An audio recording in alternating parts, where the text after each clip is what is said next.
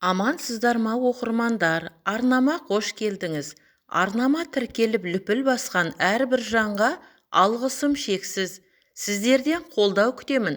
Шаңырақтарыңыз берекелі болсын. Әйгілі комикс актері Чарльз Чаплин өз сұхбатында былай дейді: Мен жас бала едім. Әкем мені циркке апарды. Билет алу үшін ұзын соңар кезекке тұрдық. Алдымызда бір әйел мен күйеуі 6 баласымен кезекте тұр.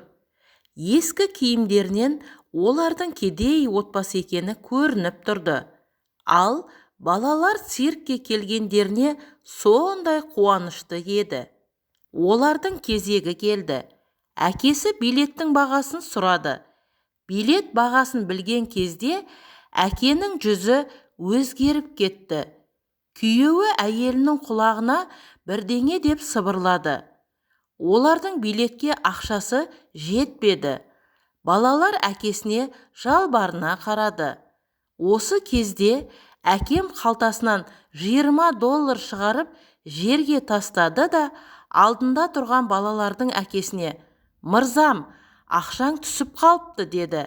Әлгі кісі әкеме қарап жердегі ақшаны алды да көздеріне жас толып қалды. Оның рахмет деген дірілдеген дауысы құлағымда қалып кетті. Бұл менің өмірімдегі ең керемет көрініс болды. Олар циркке қуана кірді. Әкем мені қолымнан жетектеп кезектен шығарды. Өйткені әкемнің сол кісіге берген $20 басқа ақшасы жоқ еді. Мен әкемді мақтан тұтамын. Өйткені сол күні әкем маған өмірімнің соңына дейін өмірімді өзгерткен 2 минуттық тамаша көрініс қойды. Сол күні көрген сахна мен көре алмаған цирктен де керемет болды.